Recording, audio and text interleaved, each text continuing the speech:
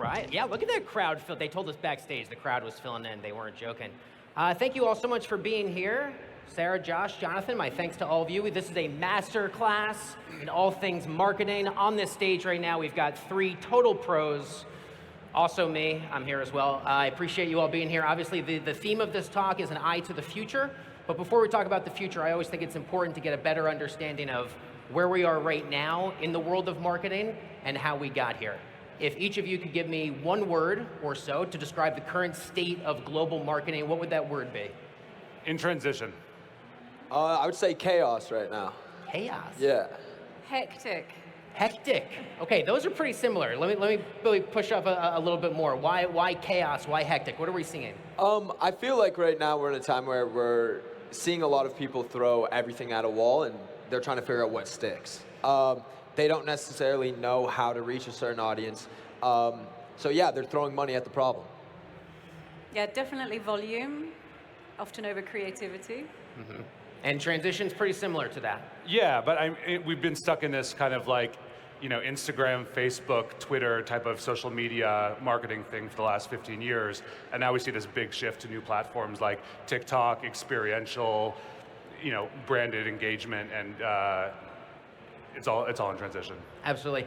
Sarah, I'd love to ask you, your recent launches for your company include household names like Uber, Instacart, even TikTok. Talk to us a bit more about what that work looks like for those companies that everyone is certainly familiar with and may not really know how they're going about the process. Yeah.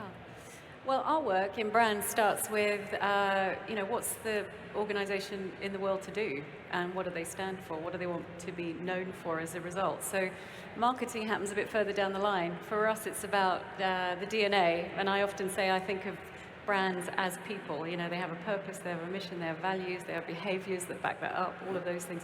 So that's our start point. And once you have a really nice foundation for that, then you can start amplifying and multiplying that across the execution and marketing and all sorts of experiences, all sorts of things.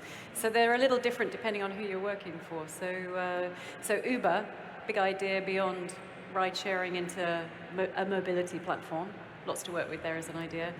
Whereas TikTok, our job there really was to help creators get more from the platform and help them have a proposition that encouraged more of that creativity on their platform. So that's what we give advice around. Very cool. Josh, what do brands get wrong about trying to work with Gen Z content creators and gearing towards a Gen Z audience? I think the biggest thing is not allowing the creator to have the creative control. They don't give a lot of freedom sometimes to the creator, and there's a reason why the creator has acquired the audience they've acquired. It's because they know how to speak to them. So I understand it's scary when you've worked so hard to get yourself to a position or your company to a position, and then you're going to a 19 to 21-year-old like myself and saying, hey, I believe in you, I trust you, make my product something that people want, make my product something that your audience desires. It's a scary thing. You've put in all the work, you've gotten your company to where it is, so I understand that, but there's also the reason why that creator's there and why you're reaching out to them. It's because they've been able to acquire the audience and put themselves in a position to get your attention. So you got to give the creator more creative control. And we'll talk much more about authenticity coming up in our chat in just a bit. Jonathan, on top of everything else that you're a professional of, I know that data and analytics are so important to you. What does that look like for marketers today in ways that maybe our audience might be a bit surprised to hear? Yeah, when I got my start at Red Bull, was one of the first marketing hires when Red Bull first came to North America. We spent about $1 billion a year on experiences and events. And it worked, right? We created these incredible immersive experiences that brought in thousands and thousands of people each one, with people jumping out of airplanes, going down mountains on tricycles, DJs playing, people are dancing, everyone's having an amazing time. And TLDR, it worked. Red Bull has by far #1 market share, but it drove me absolutely crazy that we had no data. And now we're living in a world where only the stupidest brands are going to actually invest into marketing channels that they actually can't see what that ROI is, right? We don't live in kind of an intuition-based marketing world anymore. An open question for all of you. Brands, in order to be successful, really need to do an effective job at conveying something that's genuine. We've talked before about the role of authenticity. How much more important will that authentic connection be for marketers, whether it's content creators or clients, as we head into 2024? Yeah, I think personally from a creator standpoint, I've found more and more as social media has grown and also the consumer has gotten so much more intelligent that you need to come off authentic. You need to make sure when you're going to either endorse a product or promote something that you believe in it. That's why oftentimes when I go into business, I'm either getting equity in a company or co-founding a company myself, because it needs to be something that my fans can, one, get to feel like they're a part of. They're a part of the process of maybe building that out, like when we built out a drink company. So whatever you're going to be promoting, you don't want it to feel like a billboard. You don't want it to feel like a cheesy commercial you're watching on cable. It has to be something that the audience is still going to get behind. I think it's more important than ever because everything is so transparent these days. So you can get caught out very quickly. And authenticity is the proxy for building trust. And you don't trust things that you don't understand or that feel like they're being disingenuous with you. So trust and authenticity are not going to go away or go out of style. What's interesting, I think, around brands is how they evolve, whether they're creators, individuals, or whether they're organizations, and how they bring their audience with them in a way that still feels authentic and trusted, when you may, in 10 years' time, feel like quite a different person and be presenting quite a different version of yourself to the world. So how does that journey translate and bring that trust all the way through?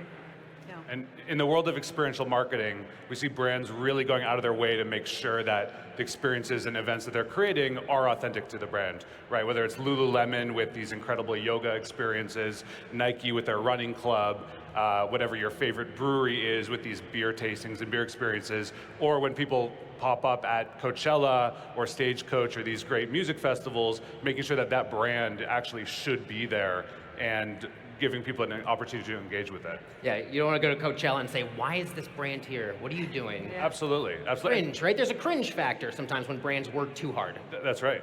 And a lot of brands have gotten in trouble for that. Origin stories are good, I think. You know, when brands sometimes are trying to reconnect with what's important about them and what people loved about them in the first place. So Levi's, I think, got a lot of kudos this year for going back to their origins and telling the stories about, you know, whether whoever it was, sold the family goat for the Levi's or whatever it was. It was fun, but it was also getting back to the story of Levi's over many years. Yeah. Sarah, what are some of the biggest mistakes that you see brands making as they try and reach new customers?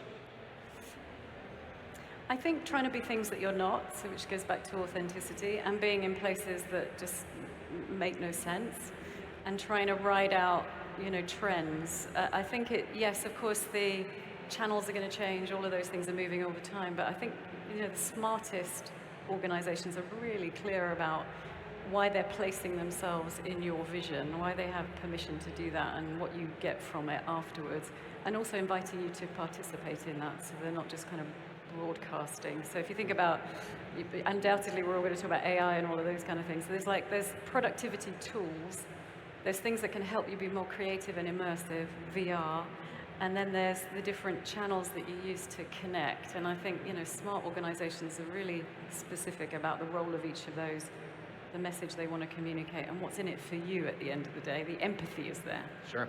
Josh, how can brands do a better job of trying to appeal to Gen Z without making it obvious that they're trying to appeal to Gen Z? Because I feel like oftentimes, especially in your line of work, I'm sure you've seen brands work a little too hard.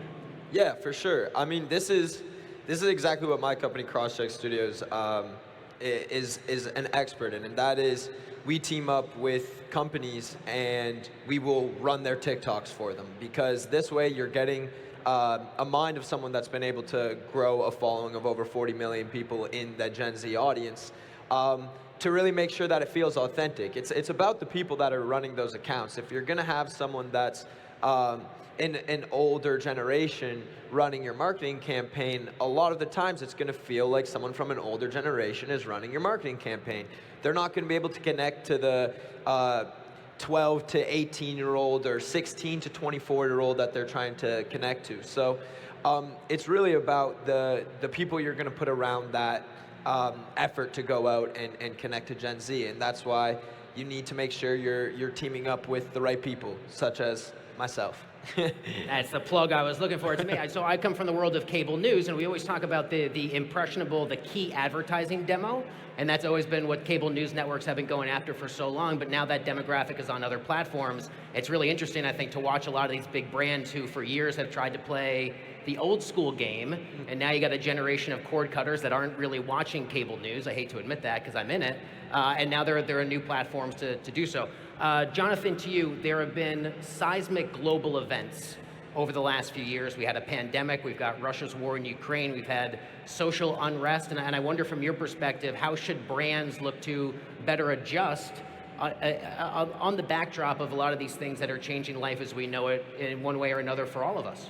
Yeah, I think it just comes down to values and being authentic to who the brand is, right? So we see a lot of brands that are actually doing very well, embracing experiential marketing, and because they want to be where people are having fun, where people are engaged, where people are learning about the brand, but not just seeing a billboard or a online video or something like that, but actually getting to touch the brand and experience it. But we also see brands that are doing very cringe things where they see something happening in the news and they decide that they have to completely pivot their strategy to talk about, Black Lives Matter or whatever, when that doesn't really, people can see when it's fake. And what I'm saying is that when brands are actually true to the values that they started with and go back to it, that's the long-term thinking that'll guide them through it. A follow-up for you. Yeah. You and I were talking backstage about what some people call the backlash to rainbow capitalism. We're still here in the heart of Pride Month. Yeah. I am assuming these are big stories here in Canada. They certainly are back in New York. Brands, Bud Light, Target, the backlash from some consumers trying to adjust. Jonathan, who's doing it right and who's maybe misstepping a little bit? Yeah, I'm going to answer that exactly the same way I answered the last question, which is the brands that are doing it right is the brands that are true to their values.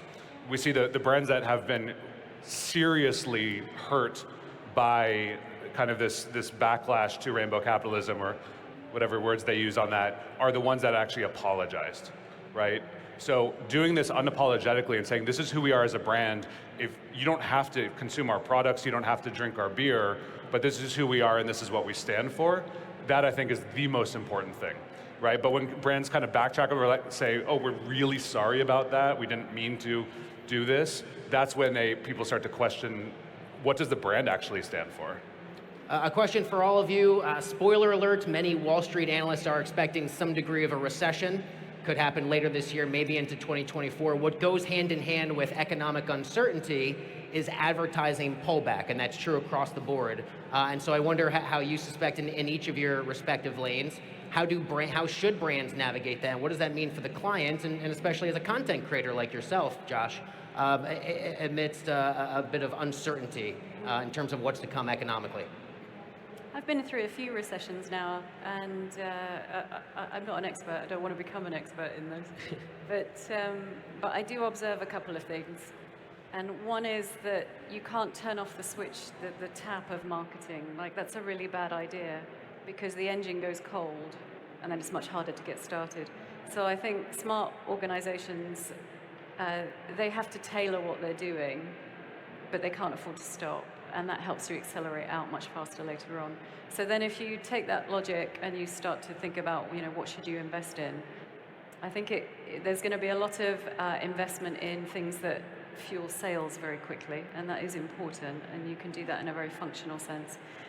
But you can't afford to stop pushing what you actually stand for at the same time. So I think you have to find some balance there. And yes, you have to make your marketing spend go further, but there are smart ways of doing that. And this is probably heresy, but it is really hectic, and we probably could do with seeing a little less marketing in places. So it's not necessarily a bad idea that we go back to basics a bit and what do we really want to say, and where do we really want to be, and why is that important, and why should we be doing this? I think those are good questions to ask. And obviously, I hope that we become very buoyant very quickly, and this does not happen and does not last. A bit of a good faith reassessment. Josh, in terms of a content creator, are you seeing advertisers pull back?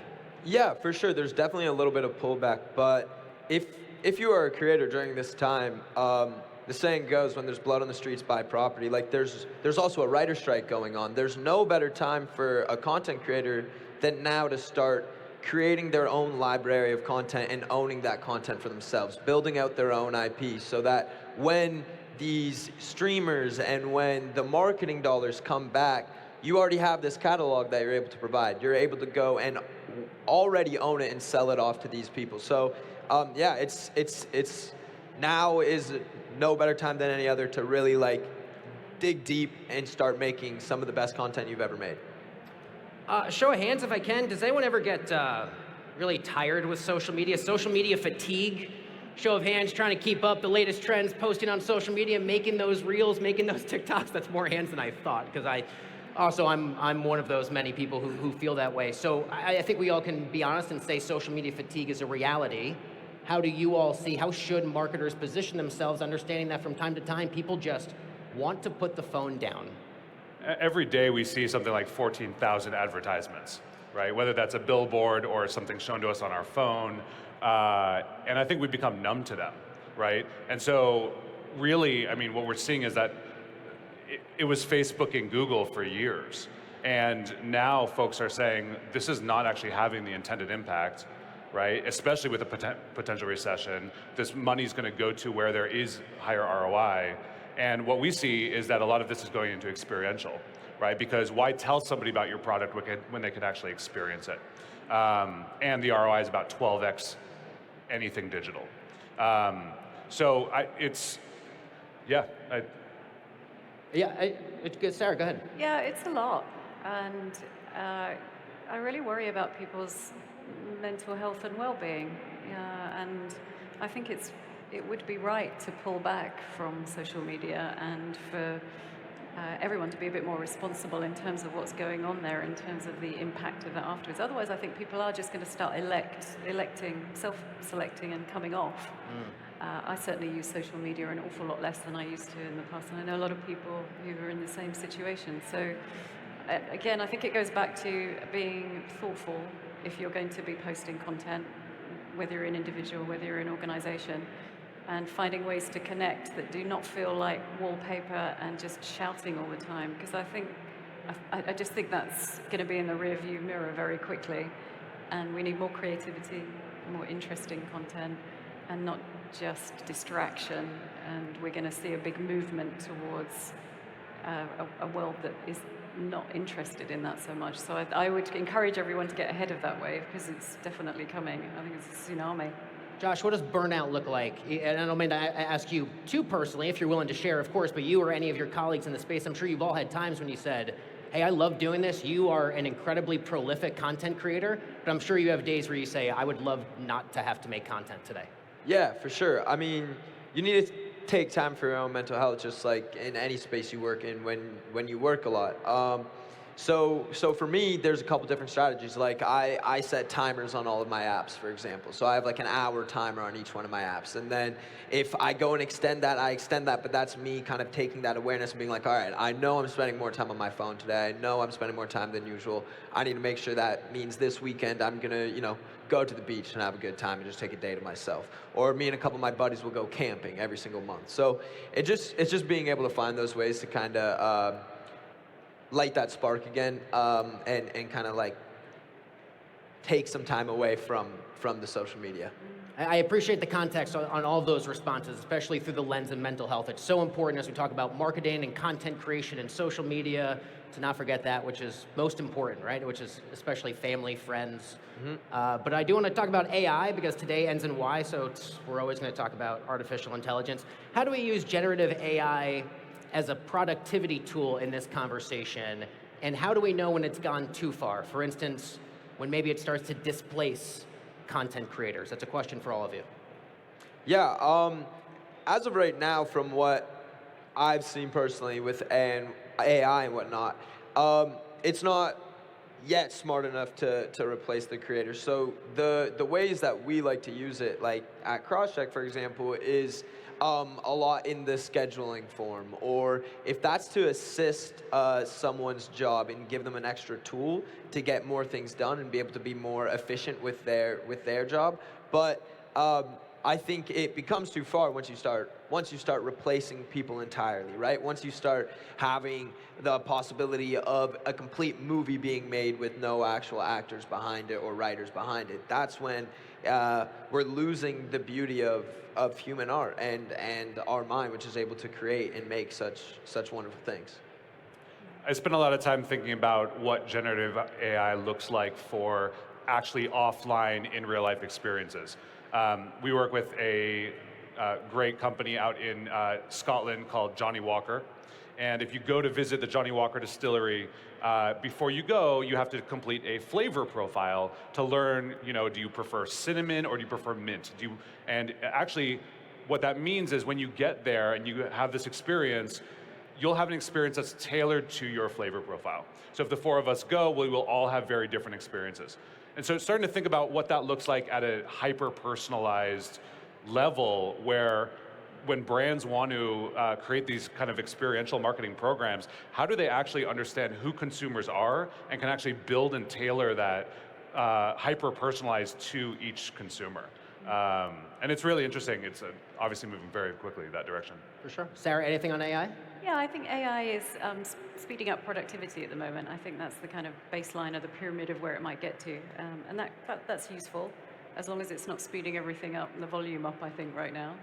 I've shared my opinion on that. But I think it now is a kind of playtime for a lot of this new technology, isn't it? Whether it's immersive experiences that you're creating, blending that with physical interactions and experience as well.